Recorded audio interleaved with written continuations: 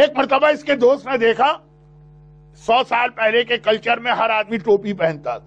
اس نے اپنے سر سے، بہت خوبصورت ٹوپی تھی اس کی، سر سے ٹوپی اتاری اور اس کو اس نے موڑ توڑ کے جیب میں رکھا، بال اپنے بکھرا لیے، چہرہ بھی اپنا ذرا گندا سا کر لیا، کپڑے بھی پھاڑ لیے. اور دوست گھبرا گیا، کہا کہ کیا کر رہے ہو؟ اکراس دا روڈ ایک عورت جا رہی تھی، اس نے اس کی جانب اشارہ کیا. دیکھیں بالکل غنڈہ بدماشی نہیں ہے، جاہل مطلق بھی ہے، دین نہیں جانتا، لیکن اتنی سمجھ ہے اس میں. بعض چیزیں ایسی ہیں کہ اگر آپ دین نہ بھی رکھتے ہو تو کامن سینس کی باتیں ہوتی ہیں. اس نے کہا کہ یہ عورت، ہاں ایک عورت ہے، دیکھ رہا ہوں بہت ساری عورتیں جا رہی. کہا کہ یہ اپنے شوہر سے، مجھے بہت زیادہ احتیاط کے ساتھ بات کہنا، یہ اپنے شوہر سے خوش نہیں، سیٹسفائی نہیں. اچھا بہت برا لگ رہا ہے محرم کی مجلس میں جملہ، لیکن بات کو سمجھانا. یہ دیکھو کتنی خوبصورت، ہاؤ پریٹی. اس کا شوہر جو ہے وہ بہت ہی بد شکل ہے.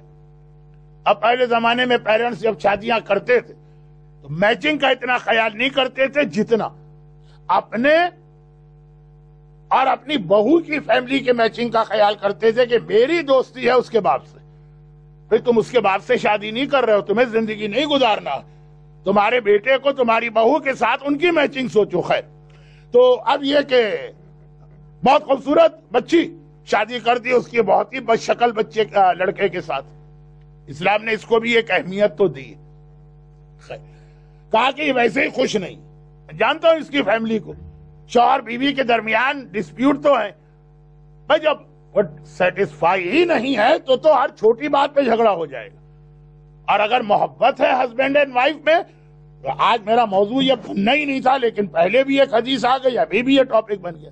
اگر محبت ہے تو بڑی سے بڑی غلطیاں ایک دوسرے کی اگنور کریں گے، اور اگر محبت نہیں ہے تو بہت چھوٹی چھوٹی باتوں پہ روزانہ جھگڑا ہوگا. ہمارے انڈیا پاکستان میں کھانے میں نمک تیز ہو گیا تو اس پہ طلاق مل جاتی ہے، روٹی ٹھنڈی ہے تو اس پہ طلاق مل جاتی ہے. وہ مسئلہ اس کا نہیں ہے، وہ مسئلہ ہے کہ ویسے ہی دونوں کے دل میں ایک دوسرے سے نفرت. جب نفرت ہوگی تو چھوٹی سی بات بھی. خیر، تو اب یہ ہے کہ یہ اپنے شوہر سے خوش نہیں.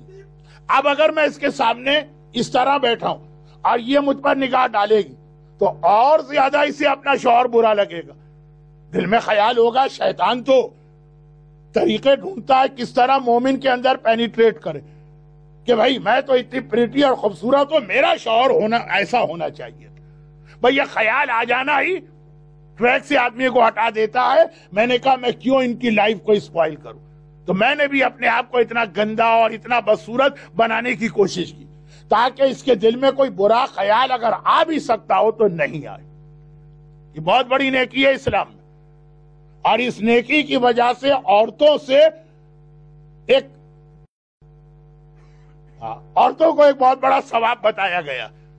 بعض عورتیں حجاب کے حوالے سے ایک سوال کرتی ہیں تو وہ یہ بھی ہے کہ بہت زیادہ بن سور کے میک اب جیسے آقا سیستانی نے کہا کہ عورت کے حجاب میں چہرہ وہ کھول سکتی، کنڈیشن لگائی ہے کہ نہیں لگائی ہے کہ زینت نہیں ہونی چاہیے.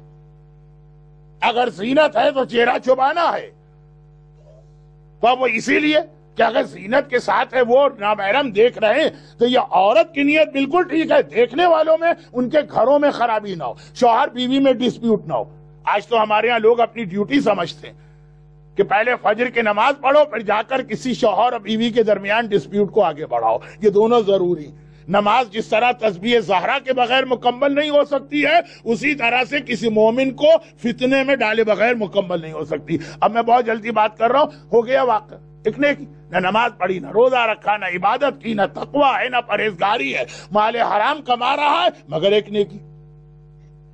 سال گزر گیا، یہ ایک مرتبہ شہر سے باہر کسی کام سے گیا، شام کو آیا آفٹر سن سیٹ. 150 سال پہلے باؤنڈری وال ہوتی تھی شہر میں جو رات کو بند ہو جاتی تھی. اب جو آیا تو وہ شہر کا دروازہ بند ہے. بہت پرانی بات بھی نہیں ہے، بہت ریسنٹ بات بھی نہیں. ایک بار اس نے دروازے کو نوک کیا. عام طور پہ دروازے پہ کیئر ٹیکر بیٹھا رہتا ہے کہ اگر کوئی لیٹ آئے تو آج کوئی نہیں. آخر اسے غصہ آ گیا، غنڈا تو تھا نا، اتنی تیزی سے دروازہ نوک کیا بلکہ دروازہ توڑنے کے قریب ہو گئے. تو پھر دروازہ کھلا، ایک آدمی باہر نکلا. وہ باہر کہیں جا رہا، اس نے ایک بار غصے کے عالم میں کہا کہ کیا ہوا شہر والوں کہ سب مر گئے؟ کہا تمہیں نہیں پتا آج عاشورے کا دن ہے، پورا دن، کل کی پوری رات شب عاشور وہ جاگے، آپ بھی جاگیں گے، پورا دن لوگوں نے عزاداری کی، اب تھک کے مارے شام غریبہ سو رہے ہیں، اس لیے آج شہر میں کوئی نہیں۔ تو تم کون ہو؟ کہا کہ میں باہر سے آنے والا ایک ذاکر ہوں، قریب کے گاؤں سے آیا تھا، مجلس پڑھنے آیا، شام غریبہ ختم ہو گئی، لوگ گھروں میں گئے، میں اپنے گھر جا رہا ہوں۔ کہا اچھا تم ذاکر ہو، آج شام غریبہ؟ ذرا دیکھیں دین سے اتنا دور ہے کہ اس کو یہ بھی نہیں پتا کہ آج عاشورے کا دن ہے اور آج کی رات شام غریبہ۔ کہا اچھا آج شام غریبہ، عاشورہ، اور تم ذاکر ہو، تو مجھے مصائب سناؤ۔ کہا کہ مجمع ہوتا ہے اور ممبر ہوتا ہے اور ایک ماحول۔ کہا نہیں بس مجھے سننا، اب یہ غنڈہ۔ کہا میں کہاں بیٹھوں؟ کہا میرے اوپر بیٹھ جاؤ۔ یہ کہہ کے وہ ذرا سا جھکا، اپنے اوپر بٹھا کے کہا مصائب سنا۔ اس نے 2 جملے پڑھے، جناب عباس کے مصائب۔ جناب عباس کے مصائب، کون ہے جس کی آنکھوں میں آنسو نہ؟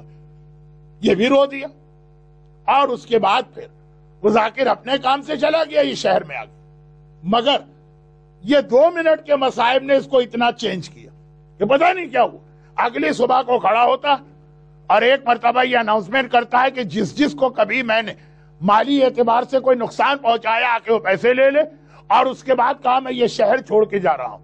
سیدھا وہ نجف پہنچا۔ میں واقعے کو بہت شارٹ کر رہا ہوں کیونکہ ویک ڈے ہے اور گھڑی کی سوئیاں بتا رہی کہ اب مصائب کا وقت شروع ہونے میں صرف 5 منٹ ہے۔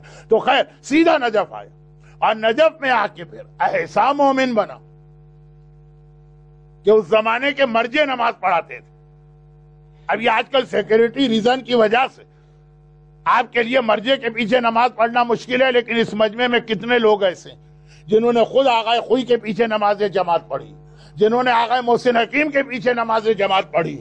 یہی ہمارا طریقہ۔ اس وقت کے جو مرجے تھے، جو بعد میں تو بہت ہی زیادہ مشہور ہوئے، جنہوں نے تمباکو حرام ہونے کا فتویٰ دیا جب وہ سامرہ شفٹ ہوئے، لیکن جب کا یہ واقعہ ہے وہ نجف میں تھے، وہ نماز جماعت پڑھاتے، اور یہ نماز جماعت اتنے شوق سے آتا ہے کہ ہمیشہ پہلی صف میں ان کے پیچھے اس کو جگہ ملتی۔ اچھا اب یہاں نجف میں اس کو کوئی نہیں جانتا، یہ اسی لیے اپنا شہر چھوڑ کے آیا کہ وہاں میں کتنا ہی اپنے آپ کو چینج کر لوں، سب کو پتا میں غنڈہ اور بدماش، یا کوئی نہیں جانتا۔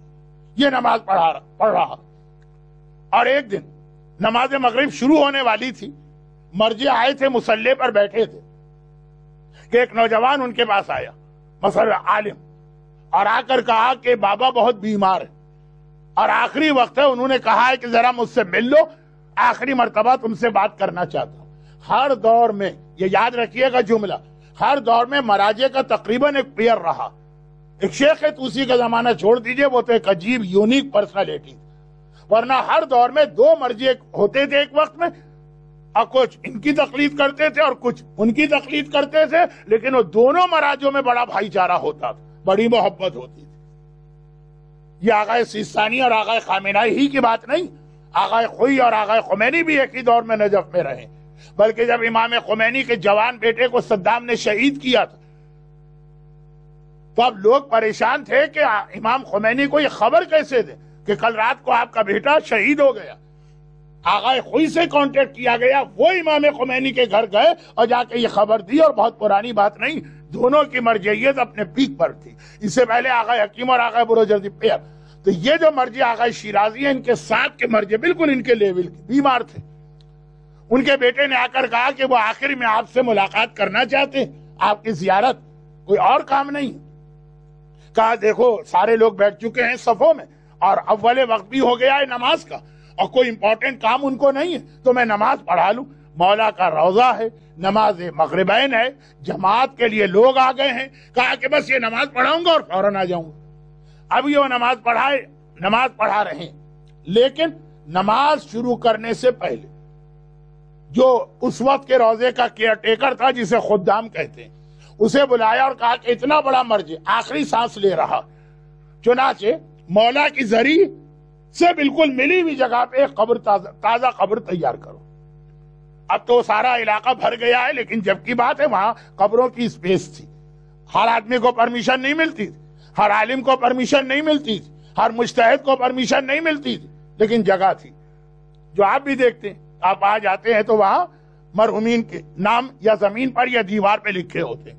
کہا کہ بس فوراً یہاں پہ خبر تیار کرو، اتنا بڑا مرض آخری وقت میں نماز پڑھا کہ ان سے ملاقات کر کے آتا ہوں۔ مغرب کی نماز پڑھا، عشاء کی نماز پڑھائی، عشاء کی نماز پڑھا کے فارغ ہوئے کہ وہی نوجوان، یعنی ان کا بیٹا جو خود بھی ایک عالم ہے، ہر مرجع کی اولاد عالم ہوتی، وہ بھاگا آیا۔ اب یہ سمجھے کہ مجھے لے جانے آیا ہے۔ کہا تمہیں ضرورت نہیں تھی، میں نے کمٹمنٹ کیا تھا، میں خود آتا۔ کہا کہ نہیں، پتہ نہیں کیا ہوا، بابا ایک دم ٹھیک ہو گئے۔ اب موت تو ایسی چیز ہے نا کہ کوئی آدمی بھی نہیں کہہ سکتا، بلکہ مجھے اب تک یاد ہے، یہ میرا پرسنل واقعہ، کراچی میں ایک بہت مشہور امام باڑہ ہے، محفل مرتضیٰ، میں وہاں مجلس پڑھ رہا تھا، تو مجلس میں یہ اعلان ہوا کہ آج مغربین کی نماز کے بعد فلاں مرحوم کی نماز جنازہ، اور میں مجلس پڑھ رہا تھا ظہرین کے بعد، نماز جنازہ ہے، مومنین شریک ہوں۔ تو اب چونکہ اس رات کو میری کوئی مصروفیت نہیں تھی، تو میں بھی مغربین کی نماز کے بعد آ گیا نماز جنازہ۔ کوئی نماز، کوئی آثار نظر نہیں آ رہے، کوئی پریپریشن نہیں ہے۔ پاکستان انڈیا میں وہ سسٹم نہیں ہے جو آپ کے یہاں تو بہت سارے لیگل ریکوائرمنٹ، وہاں کوئی نماز کا۔ تو میں نے پوچھا کہ بھائی وہ نماز جنازہ کا اعلان ہوا تھا؟ تو ایک صاحب آگے بڑھے، کہا کہ ہاں وہ میرے چاچا تھے۔ تو کیا ہوا کہ جلدی نماز جنازہ ہو گئی؟ کہا نہیں، وہ ٹھیک ہو گئے۔ تو جب ٹھیک ہو گئے تو آپ نے صبح دوپہر کو اعلان کیا تھا؟ کہا بہت طبیعت خراب تھی، بالکل لگ رہا تھا مرنے کے قریب ہے، تو ہم نے ان ایڈوانس میں کہہ دیا لوگوں سے تاکہ پہلے سے اطلاع مل جائے۔ اب ایس ایم ایس کا یا فیس بک کا زمانہ تو تھا نہیں، اب وہ ٹھیک ہو گئے، اس لیے جنازہ کینسل۔ یہ تو میرے سامنے کا واقعہ ہے، میرے اوپر گزرا ہوا واقعہ۔ خیر، یہاں اس میں نجف کے مرجع کے واقعے میں یہ بات نہیں تھی، صرف کہا تھا بابا کی طبیعت بہت خراب ہے، آپ سے ملنا چاہتے۔ کہا کہ ٹھیک ہو گئے۔ چلیں، ان مرجع نے کہا الحمدللہ آغائے مرزا حسن شیرازی آغائے بزرگ، کہا چلو الحمدللہ۔ جیسے ہی اب یہ بات ہو رہی ہے مرجع میں اور اس عالم میں، ایک دم سے کسی کے گرنے کی آواز آئی۔ مڑ کے دیکھا تو یہ غنڈہ، یہ بدماش جو پہلی صف میں نماز پڑھتا ہے، ایک دم گرا اور مر گئے۔ اب جب اس کو دیکھا کہ مر گیا تو وہ آغا شیرازی نے کہا قبر تو ہم نے کھدوا دی ہے، تیار ہے قبر، اور یہ ابھی مرا، اس کو اس میں دفن کر دو۔ پتا چلا ایسا غنڈہ اور بدماش جو عاشورے کے دن بھی اپنی غنڈہ گردی اور بدماشی میں لگا ہوا تھا، اسے یہ بھی نہیں پتا کہ آج شام غریبہ، لیکن ملا اسٹیٹس تو اتنا ہائی ملا کہ ہم اور آپ تو یہ بھی سمجھتے ہیں وادی السلام کے کسی کارنر میں ہمیں جگہ مل جائے، یہ بھی ہمارے لیے انف ہے، اور اسے مولا کی زری سے اتنا قریب قبر ملی جہاں بڑے بڑے مراجع بھی سم ٹائمز دفن نہیں ہو پاتے ہیں۔ کیوں؟ ایک ایسی نیکی کی وجہ سے جو بہت چھوٹی سی ہم کو اور آپ کو لگ رہی، لیکن اسلام کی نگاہ میں یہ نیکی بہت بڑی نیکی۔ شوہر اور بیوی کے درمیان کبھی اختلاف پیدا نہ ہونے دینا، اور اگر ہو تو اسے دور کرنا۔ دیکھیں، اس آدمی کا کوئی تعلق